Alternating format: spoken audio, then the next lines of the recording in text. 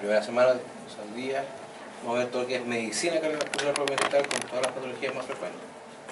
Y la segunda es enfocada precisamente a interpretación de electrocardiografía, radiografía y ecocardiografía.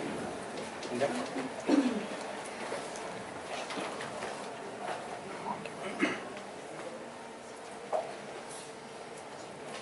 Primera cosa que hay que decir que el sistema cardiovascular es un sistema cerrado, por definición, excepto en el paciente patológico. El paciente patológico tiene la posibilidad de tener alguna apertura del sistema circulatorio que implica alguna hemorragia. Pero en general, todo aumento de volumen, aumento de presión de un punto del sistema circulatorio afecta tarde o temprano al resto del sistema.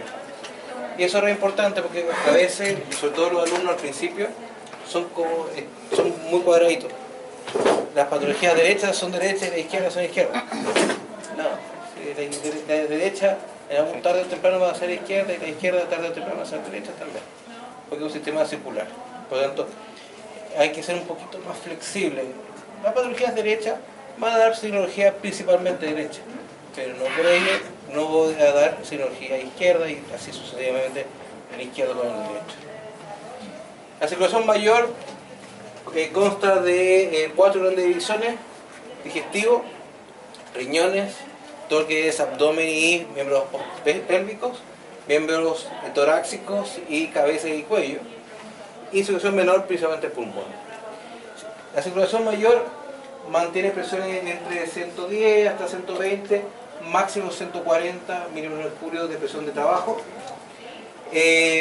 Pulmonar varía entre 25 hasta 50 milímetros de mercurio de presión de trabajo, por tanto es una diferencia de más de 100 milímetros de mercurio entre la presión que genera el corazón derecho contra el corazón izquierdo. ¿Por qué es tan importante? Porque cualquier tipo de comunicaciones o patología que comuniquen corazón derecho y izquierdo, que principalmente se llaman comunicaciones ventriculares, auriculares y ducto arterioso persistente, que van a ver al final, es justamente eso. La patología que pasa cuando junto la presión del corazón derecho con el izquierdo. Segunda cosa muy importante, la pulsatividad. Las presiones arteriales versus las presiones venosas tienen una característica bastante importante que diferencia. Las arteriales son pulsátiles, las venosas son continuas. ¿Y dónde se hace esta diferencia? Principalmente a nivel de las pequeñas arterias, arteriolas y capilares, donde después de los capilares el flujo es completamente continuo. Por lo tanto, si alguien te hace la pregunta, ¿cómo se perfunden? Los órganos se perfunden en forma continua, no pulsátil. El riñón funciona de forma continua, los músculos funcionan de forma continua, el pulmón funciona de forma continua. La pulsatividad es una condición de una bomba en nuestro corazón que funciona de forma peristáltica, o sea que va generando pulsos. Pero la forma con que se perfunden los órganos es continua, porque gracias a que la íntima de las arterias es elástica, esta elasticidad absorbe esta fluctuación de presión y genera que sea un flujo continuo. Cosa que no pasa si hay arteriosclerosis. Si hay arteriosclerosis y los vasos sanguíneos, las arterias son más rígidas, voy a tener pulsos ya en las venas, porque no son capaces de absorber la fluctuación de presión. Otra cosa importante es saber dónde está la sangre. La sangre principalmente está en las venas. El 64% de la sangre está en las venas y solamente el 16% están dentro de las arterias. ¿Por qué? Porque las arterias y las venas, pese a que se parecen bastante en su conformación, al ser un tubo que comunica sangre, su función fisiológica son diferentes.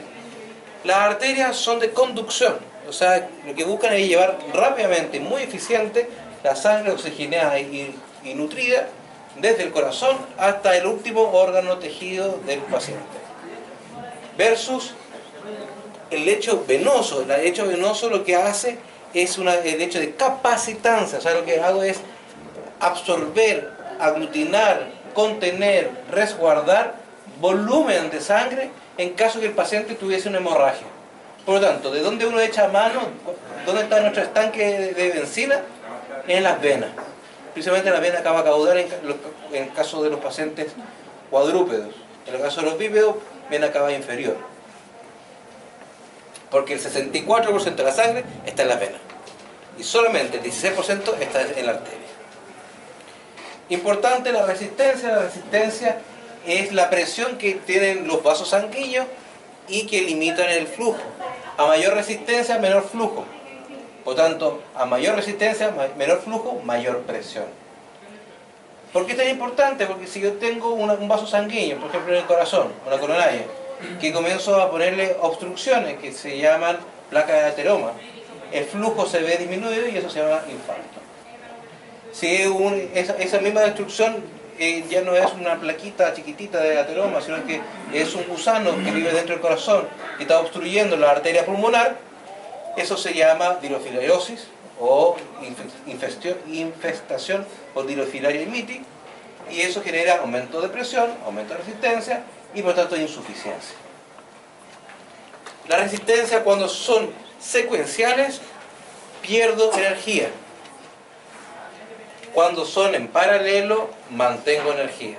¿Por qué es importante? Todos los lechos vasculares están dispuestos en la resistencia en paralelo.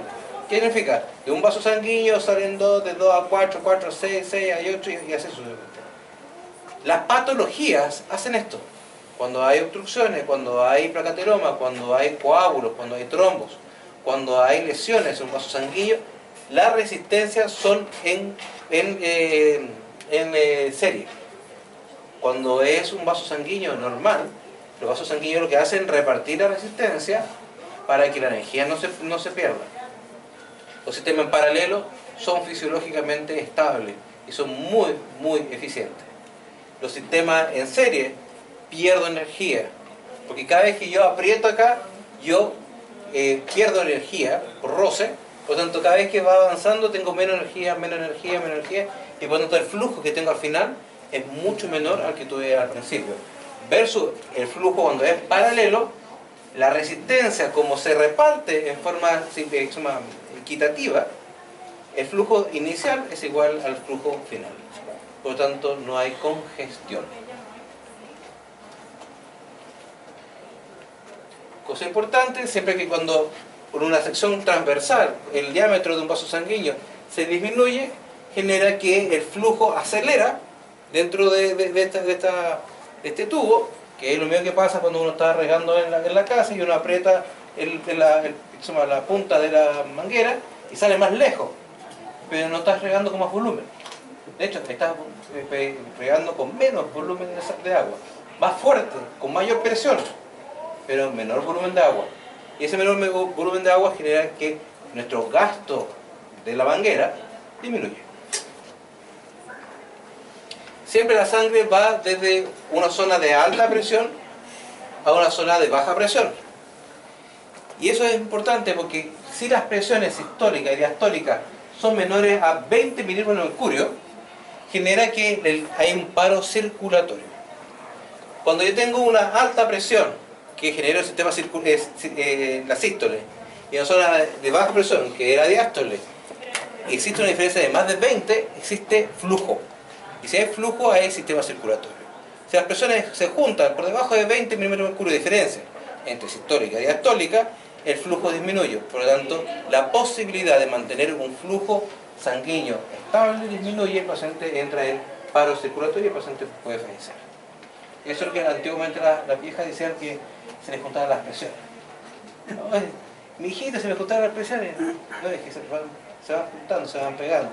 Ve que la diferencia entre sistólica y diastólica disminuye. Yo puedo tener un paciente perfectamente con 120 milímetros de mercurio sistólica. Digo, bueno, tiene buena presión, importante. Pero si la diastólica la tengo en 110, están muy juntas, por lo tanto, la diferencia que tengo es tan baja que tengo poco flujo. Y al tener poco flujo, el paciente puede entrar en síncope. No, es que se desmayó la abuelita porque se le juntaron las presiones. Bueno, es por eso. Si las presiones se juntan, las presiones se equiparan, el flujo disminuye. Si el flujo disminuye, el paciente entra en paro circulatorio, no paro cardíaco. Paro cardíaco es cuando para el corazón. Paro circulatorio es que el flujo disminuye. Y el corazón perfectamente puede seguir apretando, tratando de bombear, pero si las presiones no logra generar una diferencia de presiones, el flujo no va a moverse para ningún lado. ¿Hasta ahí todo bien? ¿Sí? Flujos continuos o laminares, flujos turbulentos. Los flujos continuos son eficientes, son rápidos, eficientes. Cuando, por ejemplo, estamos caminando por un pasillo todos juntos y podemos andar muy rápido todos juntos a la misma velocidad, muy eficiente. Pero si en este pasillo no todos caminamos para el mismo lado, sino que hay gente que se atraviesa, es como cuando salen todos de recreo. La gente no es eficiente cuando sale de recreo, porque de hecho hay mucha gente que se atraviesa, por lo tanto la velocidad de desplazamiento es menor.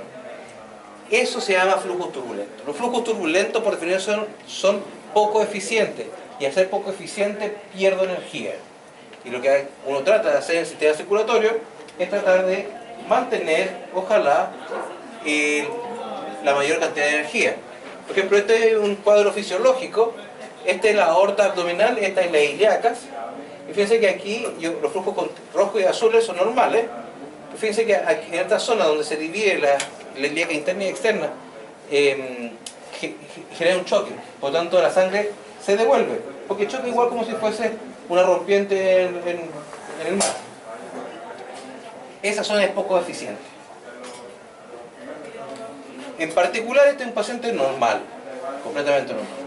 Pero si fuese más obstructivo, si yo tuviese un objeto ahí, que puede ser un trombo, puede ser una dilofilariasis, un gusano, esa obstrucción va a generar una hipertensión en la zona y puede generar desde una lesión aneurismática hasta la disección aórtica. ¿Sabes lo que es disección aórtica? Es cuando se rompe la aorta, donde de una dilatación patológica por aumento de presión, que se llama lesiones aneurismáticas, un aneurisma, se rompe y genera una disección de la aorta. Y evidentemente si se disecciona la aorta, la posibilidad de salir vivo de eso es baja. Gracias a Dios la íntima muchas veces mantiene la sangre adentro, pero el paciente tiene pocas horas para poder resolver eso. La única forma de resolver una aorta es cortando el flujo. Y cortar el flujo significa cortar todo el flujo que pasa a abdomen. Es un pequeño cacho. Recordad que el ventrículo hay corazón derecho e izquierdo. El corazón izquierdo es principalmente posterior, el derecho es anterior. Eso lo vamos a ver mucho en la próxima semana, sobre todo en algunas imágenes, que el corazón derecho siempre es anterior en los cuadrúpedos y ventrículo izquierdo es posterior. Corazón tiene tres tipos de fibras longitudinales, transversales y helicoidales. Las helicoidales son estas que están acá adentro, que tienen una forma bastante particular, que le da una condición bastante simpática al ventrículo. El ventrículo no se aplasta como unas manos gigantes que agarran el ventrículo, sino que el corazón se estruja.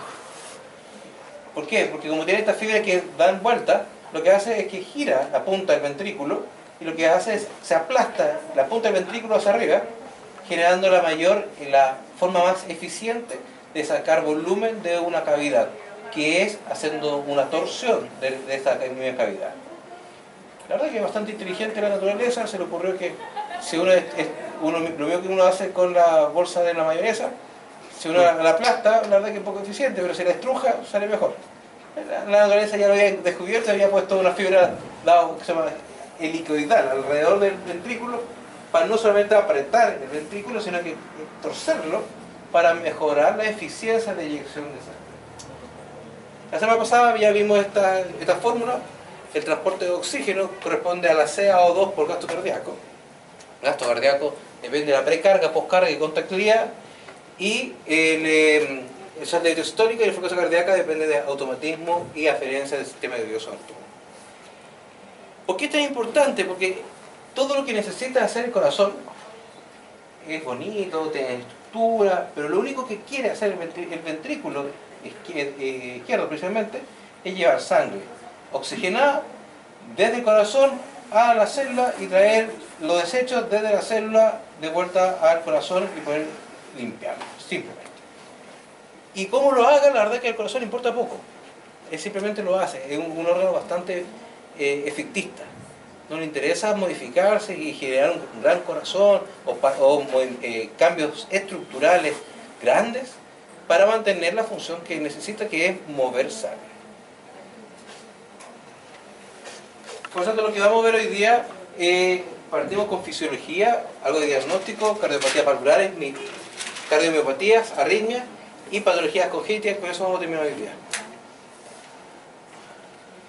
Primera cosa, fisiología cardiovascular. Recordar siempre que la circulación cardíaca se llama circulación coronaria. La circulación coronaria nace de dos coronarias, derecha e izquierda, y la izquierda se subdivide en anterior y posterior, la derecha en tronco coronario derecho principal, que baja, y tiene unas ramas que salen 90 grados hacia el costado, que se llama circunfleja.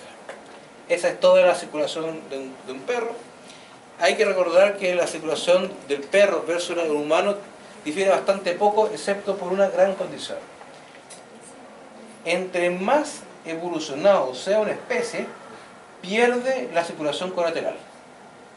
La circulación colateral es la capacidad de que un vaso sanguíneo lateral pueda perfundir una zona adyacente.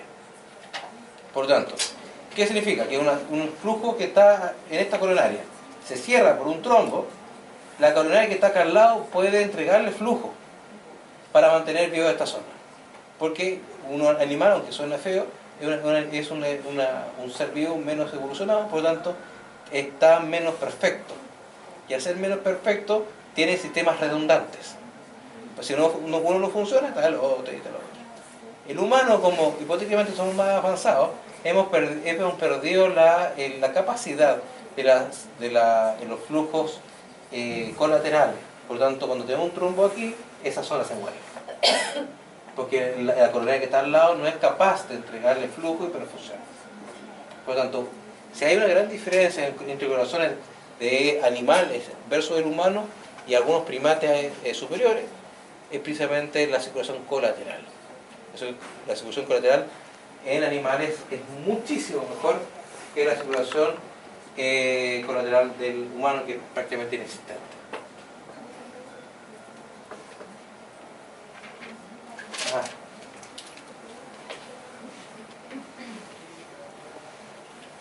El corazón, recordad que tiene 4 válvulas, 2 que son de tipo tándem, que tienen cuerdas y músculo, 2 que son de tipo pocket, como esa, que son sin cuerdas ni músculo. La gracia de las pocket es que es muy eficiente en pequeños espacios. Las atrioventriculares, o el sistema tándem, que son las que están acá abajo, son muy eficientes, pero en grandes espacios. El problema es que son muy sensibles a ruptura de cuerda. Como es un sistema tipo paracaídas, sistema tándem, este paracaídas, igual que un paracaidista, se le cortan las cuerdas, el paracaidista se cae. Las cuerdas del ventrículo pasa lo mismo. Si el ventrículo corta sus cuerdas, los velos no funcionan, por lo tanto entran en insuficiencia. Bueno, eso nos pasó a un paciente que estábamos justo hablando recién, que ayer como a las 4 de la tarde se le cortó cuerda mitral. Entró en insuficiencia cardíaca severa, ahí está luchando. Lleva 24 horas en tratamiento para tratar de controlar el cuadro, pero está difícil. Un paciente de un ASA 5, es un paciente alto riesgo, ya tiene todo firmado. Esta señora ya firmó todos los papeles que hay que firmar.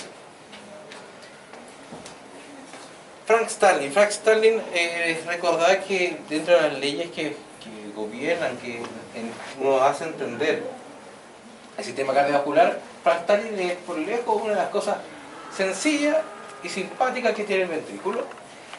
Y es tan simple como: si mejoro el llenado del ventrículo, mejoro la eyección. ¿Qué significa? Si el ventrículo lo lleno mejor, contraigo mejor. Si tengo mejor perfusión, mejor precarga, o sea, al paciente tiene una volemia apropiada, o si la era inapropiada y logré meter volumen a través de fluidoterapia o terapia de fluido y logro mejorar la precarga del paciente, mejora la contractilidad del paciente. Por lo tanto, la eficiencia cardíaca mejora. Frank Stalin es un sistema compensatorio muy eficiente en animales. El problema es que si no se controla, Frank Stalin puede llegar a la insuficiencia ventricular severa. ¿Por qué? Porque va a decir, entre más dilatado estoy, más eficiente me hago, porque me muevo poquito. Pero si dilato más todavía, tengo que mover mucho menos para inyectar lo mismo. Pues va a llegar un punto donde estos cardiomiocitos no se van a alcanzar a tocar unos con otros y por lo tanto el paciente va a entrar en insuficiencia cardíaca. ¿Se entendió? ¿Sí? ¿Súper? ¿Sí? ¿Doctores? Recordar algo de diagnóstico y dentro de lo que vamos a hablar creo que la parte más importante para el médico general, por lejos, que es anamnesis y examen clínico. Examen clínico cardiovascular casi es más importante que conocer las patologías. ¿Por qué? Porque las patologías cardiovasculares son bastante evidentes. Son fallas de válvulas, fallas en el músculo, arritmia o quedó mal armado. Son 4 grandes familias. Y se acabó. Hay algunas así como aderezos, así como los toppings, que puede ser hipertensivo o no hipertensivo. Y sería. Pero en general, las patologías cardiovasculares son re simples. Falla de válvula, cualquiera de las 4. Falla del músculo, ventricular izquierdo, el derecho no se va nada. Patologías arritmogénicas, un problema del cableado de la casa. Quedó mal hecho el cableado y comenzó con problemas, estaba tirando chispas. O la casa quedó mal armada, que son las congénitas. Son 4. Y le agregáis hipertenso o no hipertenso. Y son 4. Son fáciles. Pero si no sabes cómo se expresa, te he fregado. Porque no voy a cachar nunca que hay un paciente cardiópata al frente tuyo. Entonces vamos a partir con la parte, creo que más importante de esto, es que es saber la anamnesis de estos pacientes. Dentro de, este es un cuadro muy bonito de todas las causas de tos. Entonces cuando ustedes le digan a un paciente, mi perro tose, su cabecita van a acceder a la clase de hoy día, y dice ya, esas son todas las causas por las cuales un paciente puede toser. Desde tos aguda, que puede ser tonsilitis, faringitis, traqueobronquitis, bronquitis aguda, pleuritis y falla aguda izquierda. Tos crónica, aguda es que dentro hace menos de 24 horas para su partido. Cuando viene la señora y dice, ¿hace cuánto tose su perrito? Hace un año. ¿Un año? Sí, un año. Ay, no ha hecho nada. No, pues es normal. Y uno lo quiere matar. Digo, señor, si su hijo tosiera un año, ¿usted lo encuentra normal? No, por supuesto que no. ¿Por qué va a ser normal un perro? Ah, porque es perro. Ya. Si es crónica, son de las cosas maravillosas de estar profesor. Tengo enfermedades cardíacas derecha e izquierda, enfermedades de cruzado corazón, agrandamiento de los atrios por compresión del bronquio principal izquierdo, solamente en perro, asma, solamente en gato, neoplasias pulmonares, problemas o enfermedades respiratorias crónicas y bronquitis crónica solamente en perro. Pacientes que tengan inicios rápidos de la patología, que parten muy suave al principio y empeorar hasta la disnea, normalmente edema pulmonar, puede ser cardiogénico o no cardiogénico. Paciente que parta en forma intermitente, tose algo, tiene un ligero speech en la tosía, o sea que el paciente tiene un silbido, una sibilancia cuando tose, y dice, no, es que como si se hubiese tragado un pitito de un perrito, se le pegamos harto así para ver si sale el pitito. No, señora, mi pobre perro, toda esa. Puede ser patologías cardíacas crónicas. Paciente tiene una tos muy seco, muy ruidosa, puede ser una traqueobronquitis, paciente que tiene estridores y un pitch muy alto, o sea, muy agudo el sonido de la respiración, además que puede tener un sonido como graznido, puede ser un colapso traqueal o bronquial. Patologías crónicas con secreciones, patología de vías aéreas superiores, paciente tose después de tomar agua, ese es un clásico. No, mi perro toma agua, le hace mal tomar agua, señor. ¿Cómo es eso? No, es que toma agua y tose. No, señores, los perros tienen que tomar agua. No, es que le quito el agua porque cuando le doy agua, tose. Entonces ella solucionó el problema quitándole el agua. Pero la gente es así, y te juro que hay unas explicaciones maravillosas. Es excitante cada día de laboral. Uno no sabe con qué cosa de encontrar. Es como Forrest Gump, es como una caja de bombones. No sabe con qué bombón te va a encontrar el día siguiente. Cuando toma agua puede ser enfermedad cardíaca, colapso traqueal, traqueobronquitis crónica, parálisis laringia. Importante, la parálisis laringia, el paciente cada vez que toma agua como tiene una hemiplegia o hemiparesia de un músculo laringio, el paciente se transpira, entonces el paciente se ahoga. Y bueno, disfagia claramente. Paciente deja de, o sea, tose después de comer. Ese es otro clásico, los dueños hacen exactamente lo mismo. ¿Y qué es lo que hacen? En vez de darle 3 o 4 veces al día comida como corresponde, le da una vez al día. Harta comida, pero una vez. ¿Por qué? Porque como cada vez que come tose, entonces le damos menos comida. No, es maravilloso. Y viene así unos toneles así. Señora, ¿cuántas veces le da comida? Una vez al día. ¿Y cuánto? Mira, con media olla. Media olla. Pero dele 3 días. No, es que cuando come tose, así que no comida, entonces come menos, tose menos. Listo, solución. Es maravilloso, es tapar el sol con una fila. Puede ser difusión de faringia, megaesófago, anomalía del anillo vascular, diverticulosis esofágica, cuerpo extraño esofágico o tumor esofágico. Y esta es otra cosa maravillosa, que es tos sin ningún otro factor de iniciación, que normalmente son cardíacas, pulmonares, extrapulmonares u otras, que son como todas las anteriores. Fíjense que en todas hay algo de cardíaco. Y uno podría decir que en general son 3 grandes sistemas que pueden estar asociados a la tos. Respiratorio, claramente, cardíaco y esófago. Y esos 3 son los únicos 3 patologías cuando llega un paciente con tos. Tú dices, alguno de estos 3 está haciendo el problema. O es corazón, o es vía aérea, o es esófago. Pregunta, ¿cuántos de ustedes cuando llega un paciente, se ponen su fonendo, ponen la campana en el tórax del paciente y comienzan inmediatamente, instintivamente, como caballito de feria, a contar? 3, 4, 5, 6, 7, 8, 9, 10. El doctor tiene 235,3 latidos por minuto. Instintivo, te juro, así como...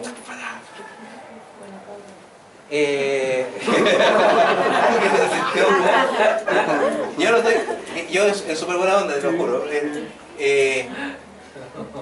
Traten, por favor, de quitarse ese trabajo, va a sonar medio feo, pero como de manada, así como, ya, llego, pata, 1, 2, 3, termómetro, oreja, nariz, listo, para afuera. 8, chum. Es como casi una línea de producción. Cuando uno agarra un fonendo, no es para contar la tripa, es para escuchar. Para escuchar laringe, faringe, tráquea, campos torácicos, campos cardíacos y abdomen. Todas esas estructuras son auscultables. Y cuando uno ausculta a un paciente, debe de auscultarlo y no agarrar el fonendo como un caballito de esfera. Y con muy buena onda, digo, agarrar un fonendo, que puede ser muy caro, muy barato, y colocar un tórax de un paciente para contar, es más eficiente.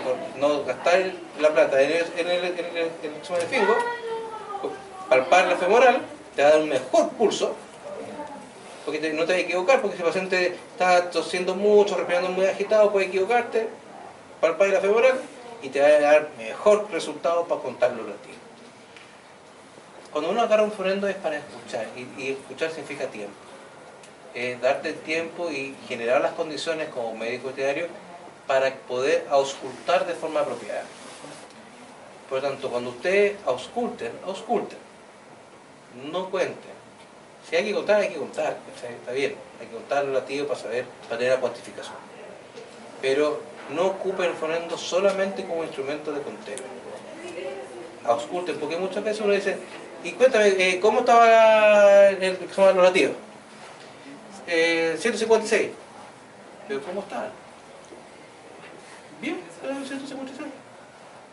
Y estaban fuertes, estaban bien, habían soplo, estaban los dos iguales, eran concordantes a la palpación de la femoral, era concordante el tono cardíaco con el latido detectado. Ah, no sé. Y es lo mínimo. Por lo tanto, ustedes, por favor, agarren su fonendo y ausculten, escuchen. Al principio, ocupen su bono telefónico, que son estudiantes todavía, y pueden ocupar el tiempo que ustedes quieran. Por lo tanto, ustedes siéntense y ausculten. Después, como profesional, probablemente va a tener a tu jefe ahí jodiendo que apúrate. Ustedes tómense el tiempo que ustedes quieran y ustedes seguros que lo que ocultaron es correcto. ¿Por qué? Porque el primer paso de un buen diagnóstico está en una buena anamnesis y un buen examen clínico. Si se hace un mal examen clínico, se hace la apurada, el resultado, tanto diagnóstico como de tratamiento, va a ser malo. Aunque ustedes tengan todas las máquinas del mundo, si ustedes no hicieron las preguntas apropiadas y ustedes hicieron un examen del paciente apropiado, ustedes no van a tener un buen diagnóstico. Por lo tanto, dense el tiempo, y sobre todo si son estudiantes, tengan su comodín telefónico y dicen, soy estudiante, así que me pueden marcar. Y ausculten correctamente, dense el tiempo de auscultar todos los campos. Ausculten abdomen. Nunca veo a los chiquillos auscultar abdomen. ¿Por qué es importante auscultar abdomen? ¿Qué antecedente te da importante el abdomen al auscultarlo? Líquido libre.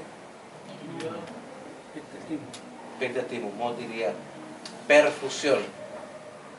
Un abdomen hipoperfundido es el primer territorio que se cierra cuando hay hipoperfusión, porque es un territorio que se considera como de segundo orden. Por lo tanto, cuando existe alguna patología grave, aunque no sea tan grave, pero más o menos grave, lo primero que tú haces es que el peritactismo se baja, y puede ser uno cada 20 minutos. 20 minutos, muerto el intestino. De repente, y nada más. Lo normal es de 1 hasta 3 cada 5 minutos.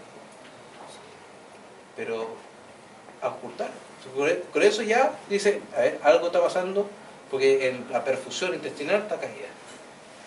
Puede ser volumen, puede ser corazón, puede ser un shock que está oculto, que va a aparecer. Es importante. Los pulsos pueden ser ausentes, como un tromboembolismo. Ese tromboembolismo, la verdad es que yo ya me aburrí de enseñarle a los colegas, porque es algo tan básico y no lo hacen. Tocar las patas de los pacientes. Toquen las patas de los pacientes. Los pacientes simétricamente, los dos, derecho e izquierdo anteriores y izquierdo y derecho posteriores, deben tener la misma temperatura y el mismo pulso. Y simétricos los pulsos. Si son asimétricos, significa que hay un trombo. No tenés que esperar que el trombo te mate la pata y que se le caiga por gangrena en la pata para darte cuenta que tengo un trombo en la pata. Hay muchos pacientes, y no voy a decir dónde, paciente llegó con paraparesia no ambulatoria en un gato que se llama Tomás. Paraparesia no ambulatoria. Y los dueños son locos por los gatos. Sí, realmente tachan en la locura. Gastaron plata en neurólogo. Neurólogo, no sé qué estaba haciendo, lo mandó a hacer una resonancia magnética, 250 lucas. Anestesiar un paciente sin evaluación cardiológica, lo mandaron a hacer contraste para ver que una posible hernia en gato. Raro, la hernia en gato es prácticamente inexistente, prácticamente. Hay algunos registros, hay algunos reportes. El Bosco lleva, no sé si 3 o 4 en los últimos 30 años de profesión, por lo tanto podríamos decir que es poco frecuente. No inexistente, poco frecuente. Y lo único que necesitaba hacer el colega es tocar las patas. Entonces un tromboembolismo, las patas están frías. Era cosa de echarle un poquito de alcohol y de ver que las patas están moradas. Y tú dices, pero pasó. Acto seguido, el paciente llega de vuelta al neurólogo. El neurólogo dijo, no, está limpio, debe ser cardiópata. Pero ya había pasado más de 10 días. Sí, porque juntar una familia normal, no anda ahí con 200 lucas de por sí, es como, sí, no, en la otra chaqueta tengo 200 lucas para gastar en una resonancia. Y resonancia, agendar el día, el anestesista, el tema del contraste, no es algo sencillo. Y cuando comenzamos con el tratamiento, el paciente comenzó a caminar algo, tuvo una remisión fea, ahora estamos de nuevo tratando de caminar un poco más, se levanta ya, no coordina mucho, es como Cantinflas caminando, pero a lo menos levanta. Tiene un periodo largo de recuperación, pero todo esto se lo habría reducido a prácticamente nada si al primer gallo que le llegó, en vez de asustarse y mandarlo al neurólogo, le hubiese tocado la pata. Dices, aquí está fría. Un poco de alcohol para ver cómo están las pieles. Morada, este para curar. Y no habría pasado por alguna anestesia innecesaria. No habría pasado por garrolidio, que es el contraste que se ocupa en resonancia, que es muy nefrotóxico. No habría pasado por gastar 200 lucas en un examen que no servía para este paciente. Para otro paciente habría sido muy importante, pero para este paciente no sirve para nada. Por lo tanto, le faltó tocar. Algo que usted dice, obvio, uno toca a los pacientes. Mentira. ¿Pero las consultas son más frecuentes en gatos? ¿Los trombos? De la parte... El tromboembolismo aórtico es el tipo de tromboembolismo más frecuente en gatos y más frecuente en animales. El animal que hace más trombo es el gato. 23 de 36 en un año. Nosotros hicimos un estudio del año 2015, fueron 1.500 y fracción pacientes que enrolamos en el año.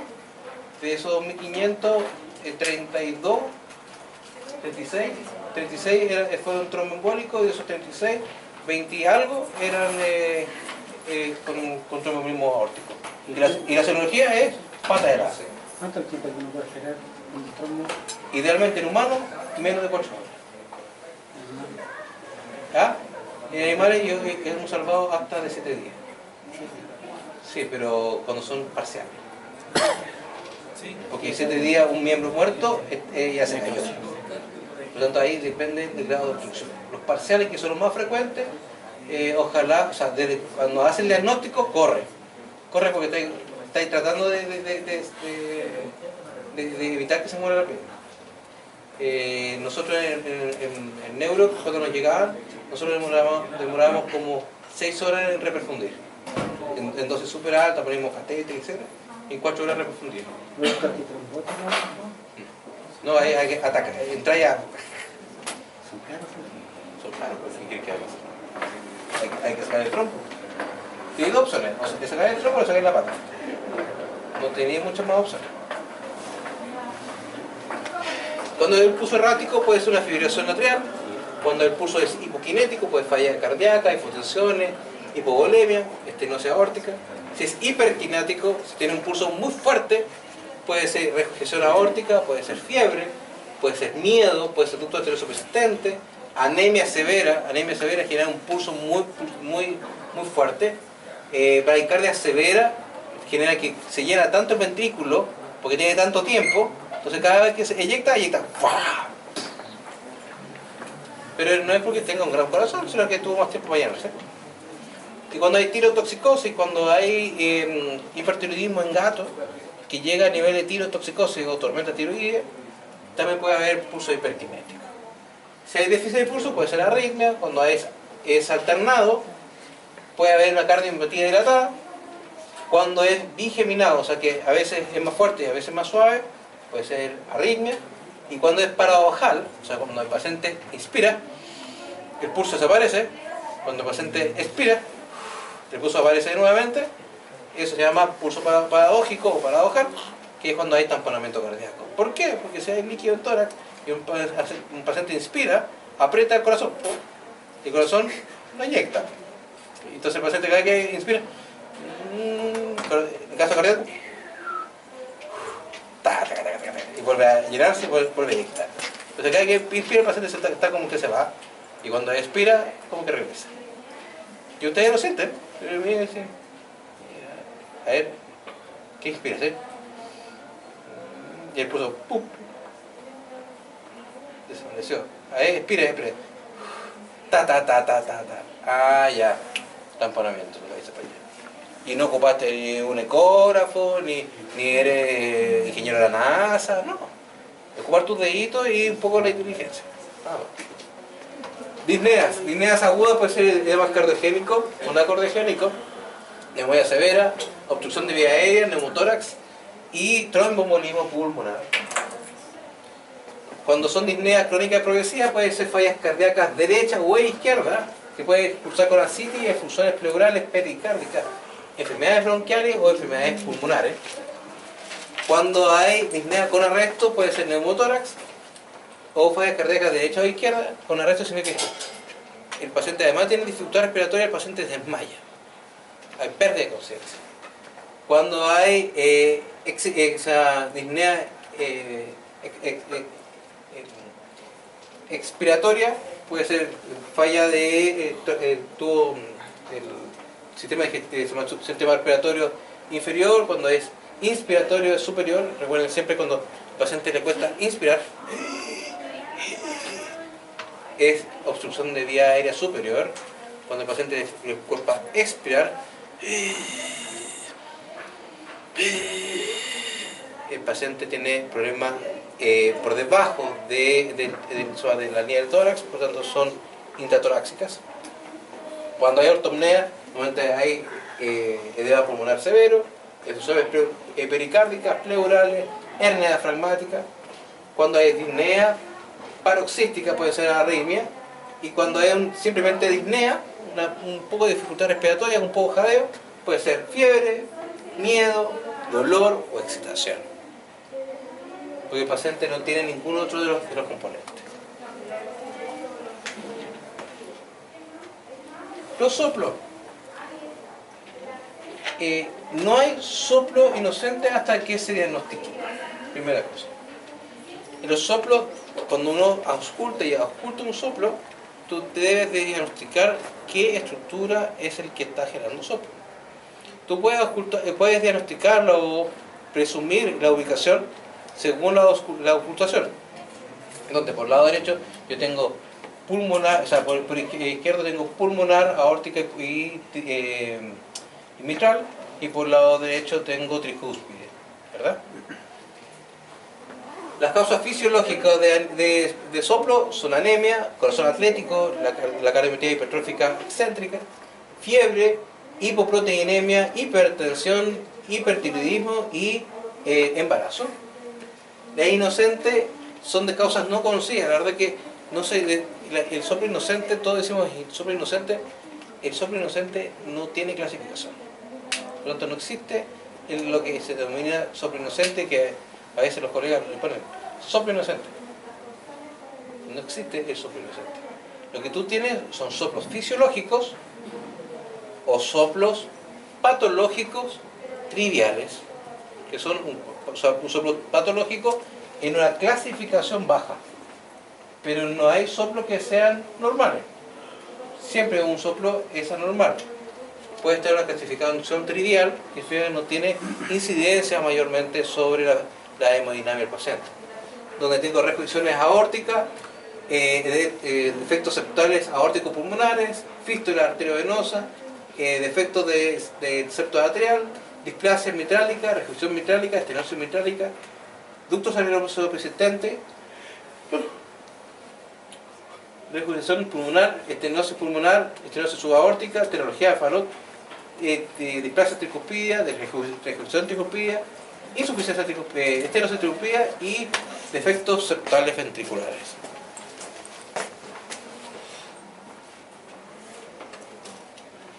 Para que lo tengan en alguna parte, siempre como el típico, ¿dónde saco la tablita? Esta es la tablita que yo ocupo siempre para los rayos, con grilla y sin grilla. El equipo que tienen ustedes en Talagante tiene grilla, por lo tanto esta es la tabla que deben ocupar para esa máquina. El 99,99% de las máquinas no tienen grilla, por lo tanto ocupen esta de acá. Lo normal es que no tengan grilla. ¿Por qué? Porque la grilla es muy cara. El bucket que tiene la grilla de plomo debe salir como 2 millones de pesos. Por lo tanto, nadie en su sano juicio gasta 2 millones de pesos por casi la misma imagen. A no ser que venga con el paquete. Si viene con el paquete, bienvenido sea. Pero si no, no la compráis por separado. Y aquí están todas las vistas de tórax por centímetro y cuánto es el kilovolt que vaya a ocupar y los miliamperes que tú debes ocupar, los tiempos en segundo y el miliampere en segundo. O sea, miliampere, el tiempo, miliampere segundo. El equipo que tienen ustedes lo ocupan en este. Entonces ustedes lo deben ocupar, si están con grilla, entre 3.3 hasta 5, dependiendo el tamaño del tórax que van a ocupar. Tórax de 4 hasta 28. 28 centímetros de tórax es un semenal.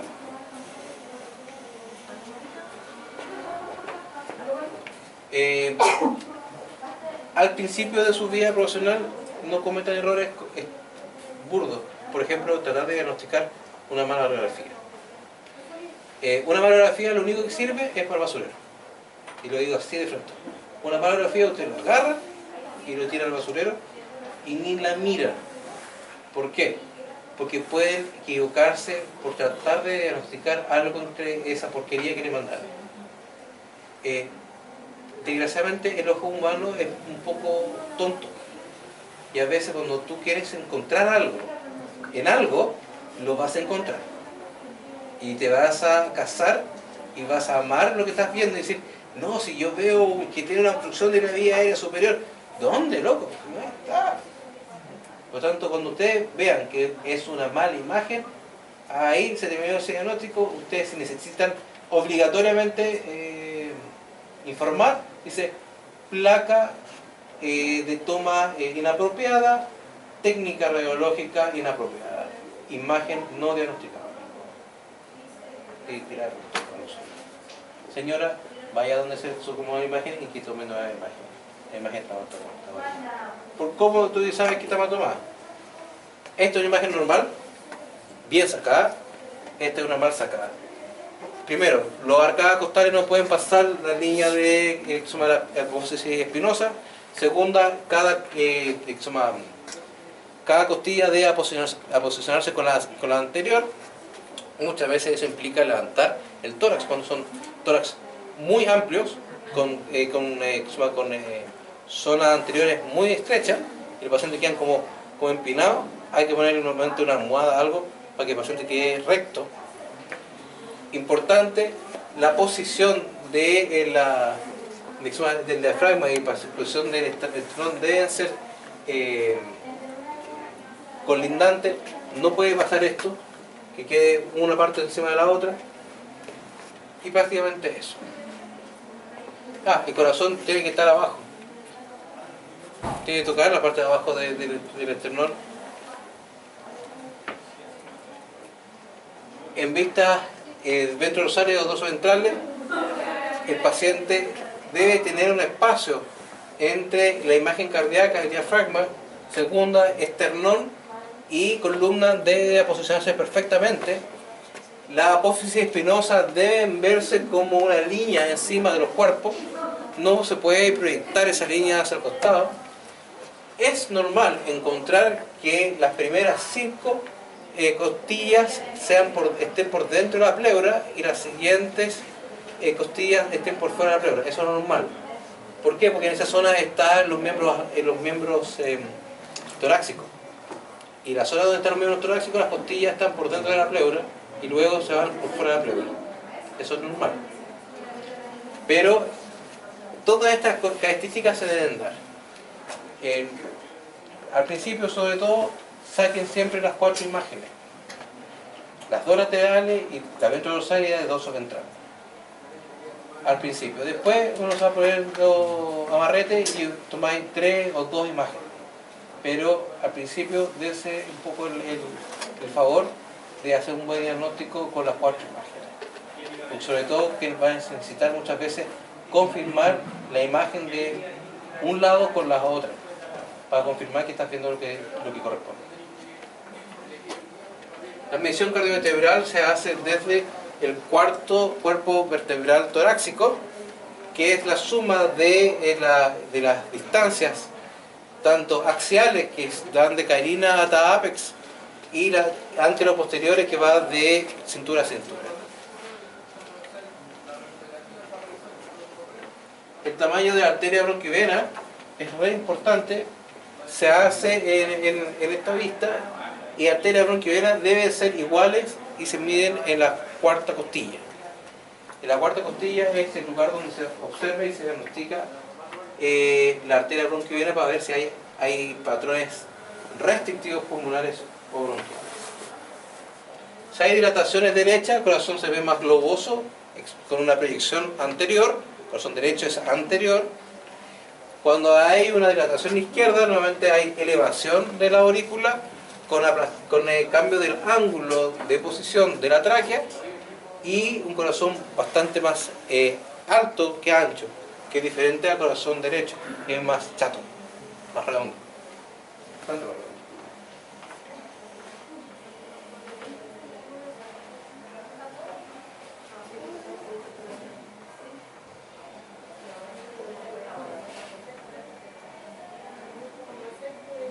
Ya. Dicho todo eso que es necesario para poder entender esta parte, recordando que la próxima semana es puro diagnóstico. Las enfermedades valvulares hay que tener algunas aprensiones.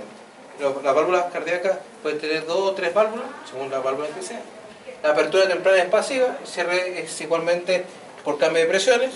No hay un músculo que cierre la válvula, que cierre la puerta y que otra que abra la puerta, sino que es cambio de presiones, simplemente abren y cierran las válvulas. Los puntos de coaptación, uno tiene 0.05 milímetros de distancia para que una válvula contra la otra se toquen. El punto de coaptación es la zona donde se toca una válvula con la otra. Por lo tanto, tengo 0.5 hacia arriba y hacia abajo para que juegue. Cualquier cosa por encima de eso se van a montar. Y se van a montar así. Entonces queda una encima de la otra. Las enfermedades típicas son mixomatosis, prolapso, y dentro de la mixomatosis y prolapso también tengo la endocarditis, que es un cuadro inflamatorio séptico de la válvula. ¿Cómo se ve esto? Se ve así. Donde tengo una cuerda que yo tengo bastantes nódulos, pelotitas, que generan irregularidades en la válvula y generan espacio. Al tener espacio, el paciente puede dejar lugares para que pase la sangre. Esta es una degeneración mixomatosa clásica. Fíjense que aquí está gruesa el borde. Una válvula normal mide hasta 3 milímetros. Eso es lo que normalmente mide. Aquí tengo estas nodulaciones que generan que sea más gruesa, y como es más gruesa, no cierra perfecto.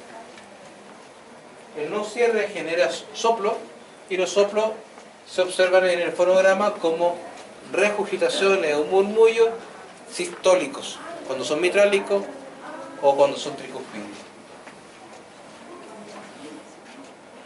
Los corazones se ven corazones más grandes, normalmente son bastante vascularizados, corazones gigantes. Si se fijan, el corazón es bastante más alto, más grande que lo normal. Aquí hay otro más. Fíjense que la tráquea está muy elevada, tiene un tremendo corazón. Fíjense que aquí no está perfecta la imagen. Deberá posicionarse esta costilla sobre esta, está un poco radial. Otro paciente como este, donde tengo un gran corazón, es una cardiomegalia tetracamarial, donde un paciente redondo y muy alto. La tráquea está elevada, fíjense que genera una curva hacia arriba, levantando tráquea. corazón es muy muy redondo. Pero más bonito que eso, la verdad que es la eco. Miren con detención esta imagen, por favor.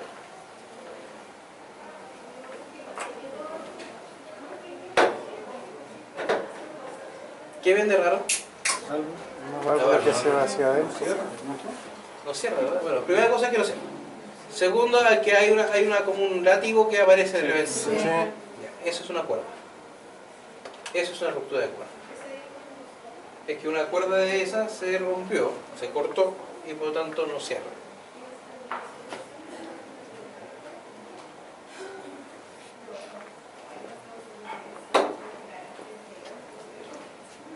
¿Y esa cuerda se puede generar una turbulencia para adentro? Sí, esa allá.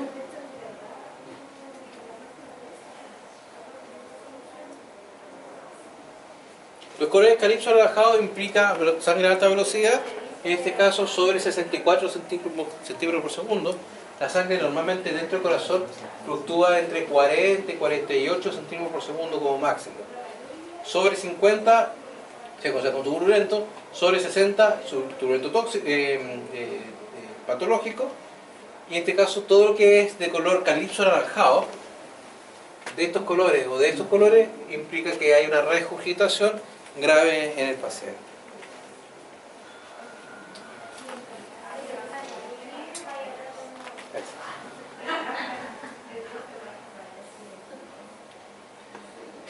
Algo importante siempre, las cavidades tienen relación entre sí.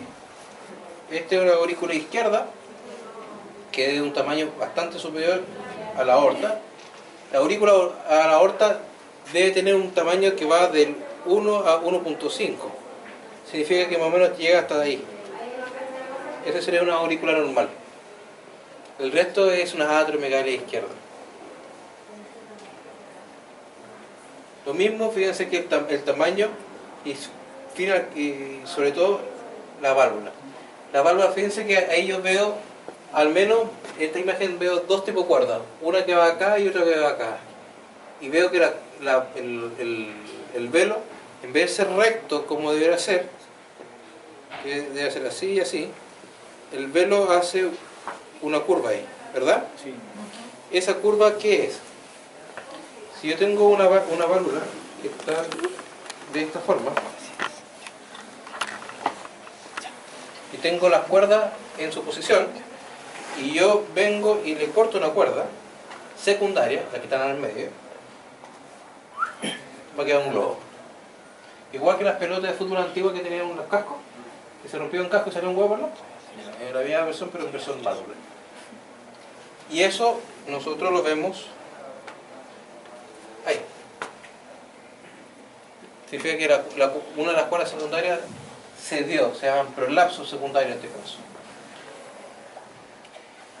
Esto es un eje corto. El eje corto lo vamos a ver un poco más con detención la próxima semana.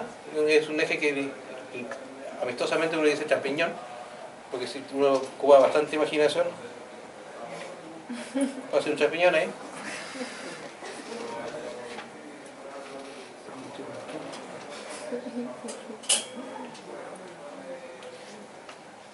Pero de forma estricta es un eje corto, ventricular izquierdo.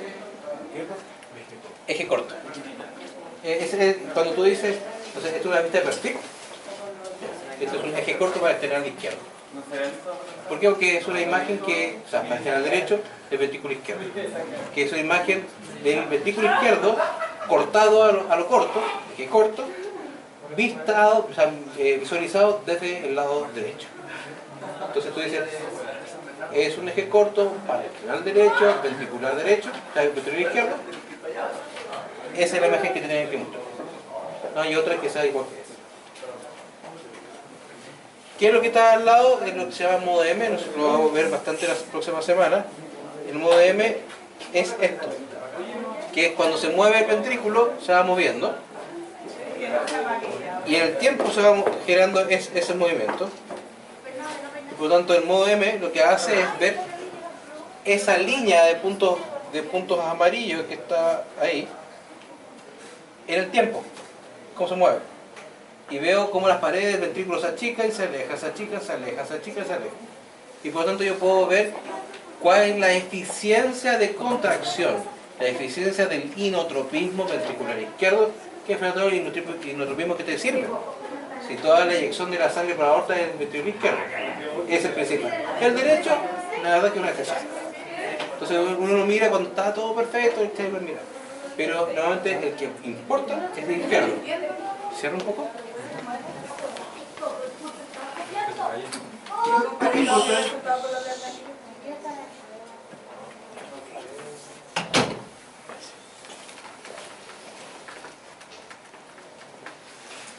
Hay algunos pacientes que son asimétricos, fíjense que en este ventrículo se mueve bastante menos uno del otro y algo pasó acá. Eso es una arritmia vista en movimiento. El ventrículo hace así, y ahí, pum, y después sigue. Como que dudó, como, eyecto, lo eyecto, bueno ya. Entonces ahí yo, eso es arritmia. Y ustedes, el latido, lo que habrían visto es que el paciente no eyectó en ese rato. No hay pulso en ese rato. ¿O muy débil? No, no hay pulso. Si no hay contracción, no hay pulso. Entonces aquí queda así. Bueno, regurgitaciones, ya. Doppler lo vamos a ver bastante mal en la próxima semana, pero es importante que lo comiencen a saber. Este es el flujo que va de la aurícula al ventrículo, por lo tanto lo que está hacia arriba, lo que va hacia arriba es flujo normal auricular ventricular, flujo normal. Lo que va hacia abajo es regurgitación, es sangre que se devuelve del ventrículo a la aurícula. Por lo tanto, fíjense que tengo más volumen que se devuelve de vuelta a la aurícula que lo que va del ventrículo, la aurícula al ventrículo. Eso es una típica insuficiencia ventricular mecánica. La típica. Y ahí viene la señora diciendo, ¿y por qué está tan mal? Porque todo se devuelve, señora, todo se devuelve. Todo se paga. Todo se paga aquí. Pase por cascarase. Tratamiento. Cuando es asintomático, la verdad que el uso de ECAS, de inhibidores de la enzima convertidora de angiotensina, que era Enalapril, Captopril, Lisinopril, Pril. Todos esos piles, cuando es asintomático, cuando no hay síntomas, no hay hipertensión, no hay tos, no hay pérdida de conciencia, no hay ascitis, no hay nada, la verdad que no sirve para nada. Por lo tanto, en el asintomático no sirve para nada el Enalapril, cosas por el estilo. Eso está confirmado por dos grandes estudios, el estudio escandinavo del uso preventivo del Enalapril y el BED-Proof, que fue el americano. Ambos dicen que usar preventivamente el Enalapril para evitar que aparezca insuficiencia cardíaca en el futuro no sirve para nada. Lo que importa es que si el paciente tiene hipertensión, controla la hipertensión. Si tiene tos, controla la tos. Cuando hay signología clínica, contrólala. Pero de forma preventiva, el uso de antihipertensivos preventivamente no sirve para nada. El uso del MR, la verdad que tiene resultados súper inciertos, y yo en ese sentido tengo una visión bastante particular. Yo estuve 5 años trabajando en mi vida ocupando solamente el Enalapril, Espiraltora, que es un bloqueador MR, porque mi tesis de magíster la hice en bloqueo de ese receptor. Entonces estuve 5 años estudiando la molécula para arriba, para abajo, para todos lados. Y efectivamente sirve, pero para pacientes súper selectivos. O sea, el paciente que tiene aumento de la aldosterona sirve espectacular. Pero para el paciente así como hipertenso, sí. ¿Por qué? Porque es hipertenso. Ese gallo es errático. Porque hay algunos de esos hipertensos que son por aldosterona alta y otros que no. Lo que no tiene aldosterona alta no sirve para nada. Y lo que tiene aldosterona muy alta, espectacular, funciona, bloquea y hace un efecto maravilloso. Por lo tanto, yo no creo que sea incierto, sino que es para pacientes que sean susceptibles de uso, más que el medicamento no sea útil. Cuando hay dos disneas, el gold standard a nivel mundial son estos dos que están aquí, que no están en Chile. Ya. Hidrocodona y butorfanol son los dos derivados opioides que son inhibidores, son antitusígenos centrales. bloquean el estímulo a la tos desde encéfalo y el paciente olvida toser. El problema es que está ultra contraindicado en pacientes que tengan toses secretoras. ¿Qué significa? Pacientes que tengan secreciones, flema, moco, secreciones extrabronquiales, infecciones vía aérea superiores o inferiores, donde necesita expectorar esta secreción, no se puede utilizar ni hidrocodona ni butofarol. Los vasodilatadores están desde el ECA, amlodipino, hidralazina y falta uno. Y los beta bloqueantes. Los que más se ocupan normalmente en Chile, por lejos, es el Enalapril. La recomendación del Enalapril a nivel mundial es utilícese cualquier otro y si no tiene nada más que ocupar, ocúpelo. En Chile, desgraciadamente, por una cosa de precios de los medicamentos, que en Chile es muy caro los medicamentos, muchas veces tenemos que hacer el trabajo al revés. Partimos ocupando Enalapril y cuando no funciona Enalapril, comenzamos a ocupar otros más sofisticados. La verdad es que en Estados Unidos el Enalapril se ocupa muy poco. Se ocupa precisamente el Benacepril. Benacepril sale 18 lucas, la caja de 14, te dura medio mes. O sea, te sale como por 36 lucas el mes de ese medicamento para un paciente de 10 kilos. Si el paciente tiene 20 kilos, son 70 y tantas lucas. Más el saco de Gils HD, de dieta hiposódica, que sale como 30 lucas más o menos. Te va a hacer como 100 lucas mensual el tratamiento y no. La gente al principio, sí, no, hago todo por mi perrito, y al mes siguiente, no llega ni a costo. Entonces, ¿es verdad? Sí, esta es la parte de la cardiología. Uno ve, sí, como el diagnóstico re bonito, con los monitores y todo, pero después pagar en la mantención de ese perro con todos los medicamentos, si eres bueno, y gracias a Dios creo que soy bueno, los perros viven harto. Por lo tanto, entre más viven, más gastan. Entonces ahí no te quieren tanto. Entonces de ahí le dan arrepentimiento y lo llevan a un año más perro. Entonces se empeora. Entonces cuando estaba a punto de morirse, le viene arrepentiendo nuevamente y le dicen, sálvemelo. ¿Por qué lo cambió? Si sigue con el otro cardiólogo, ¿para qué si ya sigue con él, que siga con él, si se hará cargo de lo que hizo. No, y ahí estamos con los pacientes nosotros, que tenemos que revivir los muertos. Amlodipino es un bloqueador de calcio. Amlodipino es excelente y es el antihipertensivo por excelencia en felinos. Los antihipertensivos en felinos, el gold standard es amlodipino. El Enalapril en felinos no anda tan bien como antihipertensivo, pero sí anda muy bien para evitar la proteinuria en insuficiencias renales. Ahí sirve espectacular el Enalapril en gato. Pero como antihipertensivo, más o menos. Hidralazina es un vasodilatador directo. Vasodilata directamente el vaso sanguíneo. Es un poco brusco. Por lo tanto, normalmente uno lo ocupa como segunda línea. Medio agresivo. Cuando la insuficiencia cardíaca es congestiva, llega a ser grave, el paciente puede ocupar la nitroglicerina, se puede ocupar endovenosa o con parche. La verdad es que los parches eran una excelente opción para nosotros, pero hay dos estudios grandes que dieron resultados no concluyentes al uso de parches embebidos de nitroglicerina como hipotensor.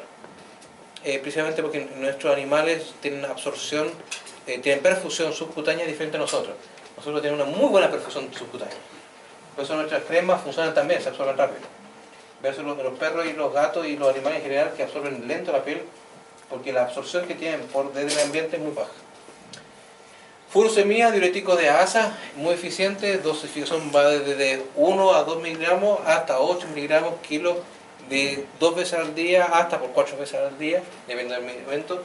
Restricción sódica, que pueden ser dietas tipo Gils HD o Royal Canin Cardiac, que son bajos en sodio y tanto en energía como en proteínas y carbohidratos, estable.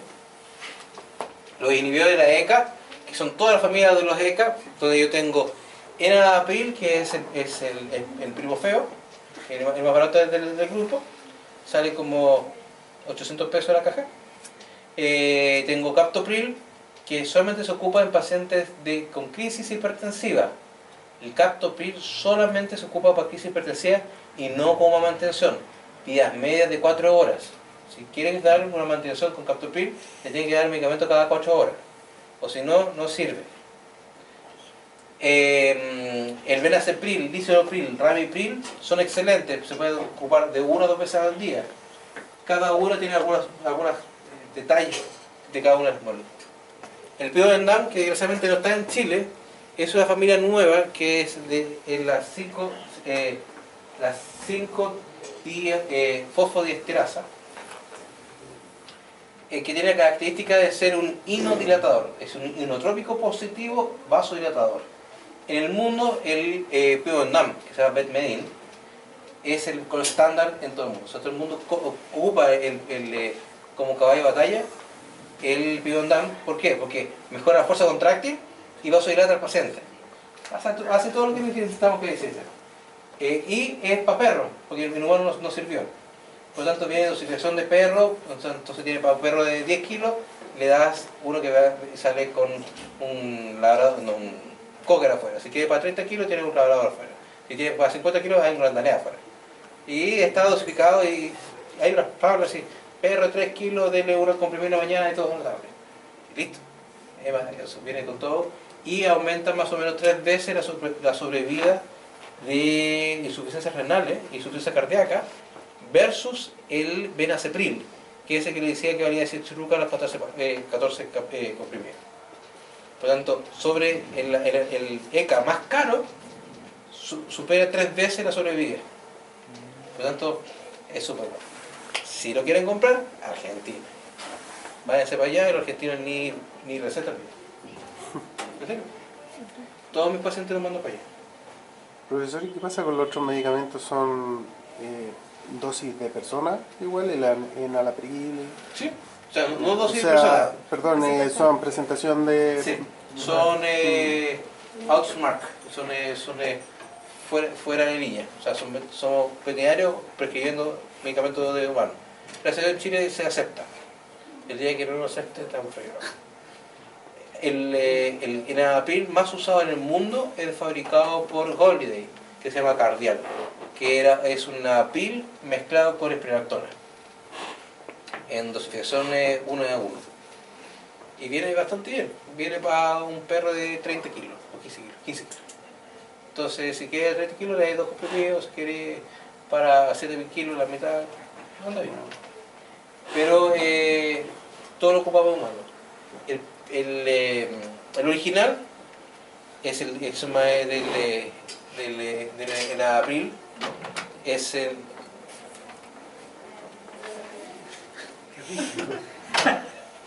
Pase, ¿ves?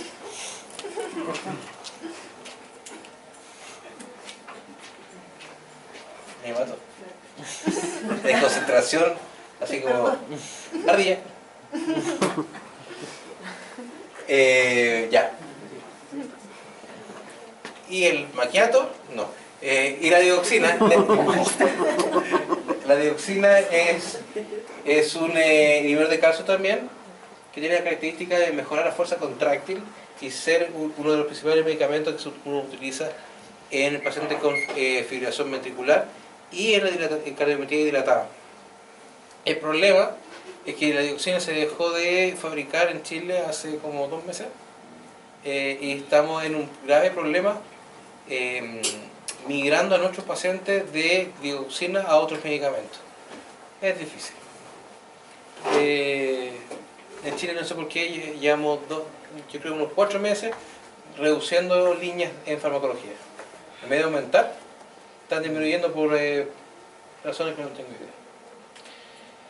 La modulación endocrina, tenemos la espiractona, que es un bloqueador MR, los beta bloqueantes de adrenalina, y los alfa bloqueantes, que es el carvedilol. Son súper buenos, se ocupan mucho para arritmias, son hipotensores todos ellos, y andan bastante bien. En particular el espiractona anda bien como coadyuvante del uso de furosemida. La furosemida elimina sodio, cloro y potasio, por lo tanto tiende a hacer hipocalemias. el espiractona es un ahorrador de potasio, o sea, agarra el potasio y lo mete para adentro. Por lo tanto, todo el potasio que pierde uno lo recoge el otro y evito la hipocalemia inducida por diuréticos de asa. Bueno, bien. Cuando nada funciona y el paciente está inundado, uno normalmente ocupa una triterapia, donde es una furosemida, una hidroclorotiazida y una espiractona. Todo mezclado. Porque ahí está ocupando tanto el tubo corotidiano proximal, distal, asa de Henle, descendente, ascendente y colectores. Todo el riñón completo está funcionando para hacer diuresis. Por lo tanto, evitas la insuficiencia renal que tú te puedes generar con las asas, como de la furosemida. Hay un estudio muy lindo que hicieron hace muy poco, yo diría que tiene medio de 6 meses, por ahí, 6 meses o 7 meses, publicado. Y ellos encontraron que la mayor causa de muertes con pacientes con falla cardíaca no fueron las fallas cardíacas, fueron insuficiencias renales. Entonces la verdad que por tratar de mantener limpios pacientes de edema pulmonar, terminamos matando los riñones. Sí, está bien, el paciente no murió de problema cardiovascular ni de edema pulmonar. A mí, que no me digan que se murió por eso, pero se mueren por insuficiencias renales, producto de un uso indiscriminado muchas veces de furosemida para mantener los pulmones limpios y evitar la insuficiencia respiratoria, producto de una insuficiencia mitrálica. Por lo tanto, en Estados Unidos se está poniendo un poquito de freno al uso de diuréticos, sobre todo de ASA, de furosemida, a saco. En Chile todavía se ocupa a saco. ¿Qué significa? Si al colega Cuatro Pepito que trabaja en cualquier parte de Santiago o Chile, le llega un paciente con un poquito de crépitos en los capos pulmonares y tiene soplo, antes de medir la presión, qué cosa, le van a meter una enalapril, una espiractona y una furosemida. ¿Y por qué furosemida? Porque tiene líquido en los pulmones. Pero no intentaste partir con uno más suave y después escalar uno más grueso. No, ¿para qué? Y si lo dejan pegado, sí, el paciente mejora, deja de toser. Pero comienza a desgastar los riñones. Entonces, efectivamente, hemos sido muy eficientes en evitar el edema pulmonar. Y hemos sido muy eficientes en matar los riñones también. Entonces hay que ajustar un poquito la mano. Todavía Chile es de meter furosemida a cosas que son de furosemida y cosas que no son de furosemida. Por ejemplo, una neumonía no necesita meter furosemida y tiene el mismo crédito. Entonces, antes de pensar cualquier cosa, furosemida. Bueno, será. Y dilatadores como hidralazina, amlodipino y ECAS. Pacientes con complicaciones muy avanzadas hay que tener siempre monitorizado el riñón por posibles insuficiencias renales, y eso implica tanto sanguíneas como renales. Hay que monitorizar los gastos renales de todos los días de los felinos, o sea, los felinos caninos que estén en hospitales. Si te llega un paciente con edema pulmonar y el paciente es manejable, y digo manejable porque el paciente que tengo internado hoy día es un paciente inmanejable, muerde exactamente a todos. O sea, el dueño dice, hola, ¿cómo estás? Sí, ¿le pongo bozal? El paciente está respirando mal. No, es que él muerde, de verdad.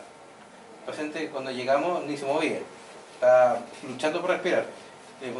Pusimos furosemida, oxígeno, los comenzamos a recuperar, se sintió un poquito mejor y comenzó a morir. Y así como 4 ATP que estaban dando vueltas, y como ATP. No, y así. Te juro, había 3 ATP, juntaba 3 y tiraba por detrás. Y después respiraba para hacer esos 3. Es verdad. Murió la doctora, no, se fue un desastre. ¿Cómo además? Esos dientes que tú dices, este me toca, este me cangrena.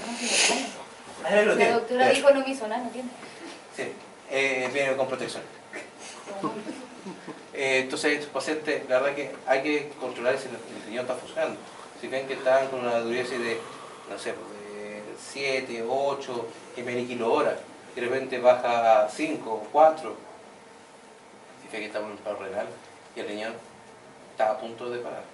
Si no hace algo rápido, dentro de las causas controlables, que puede ser presión, Quizás le están midiendo tanto furosemida que las presiones se están bajando y el riñón ya está dejando de filtrar por hipoperfusión. Hablamos la semana pasada, son bajo 65 de PAM, riñones paran. Y si te estáis midiendo a saco, furosemida, porque hay que limpiar el pulmón, ¿sí? Porque suele todo. Y lo deshidratáis el paciente. Y quizás el paro renal no es por tanta furosemida, quizás es porque lo deshidrataste. Entonces hay que muchas veces mantener bien monitorizado al paciente para evitar tener algún dolor de cabeza después. Ruptura de cuerda, hay dolor agudo, el uso del nitroprusiato se puede utilizar. El nitroprusiato es un hipotensor y muy usado en medicina humana, pero es de altísimo riesgo. No es tan caro, sale como 60 lucas la ampolla y te dura caleta. Pero es para unidades de cambio.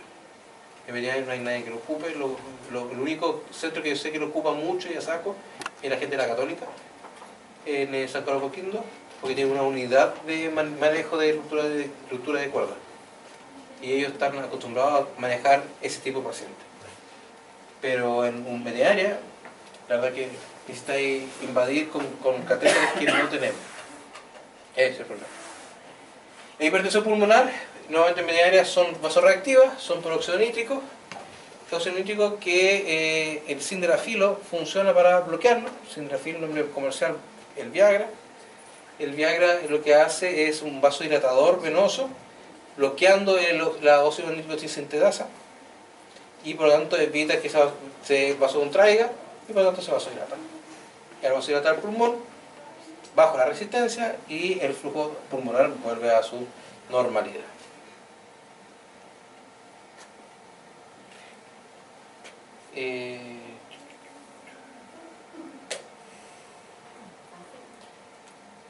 ¿Quieren descansar un segundito? ¿Sí? Sí. Seguimos viendo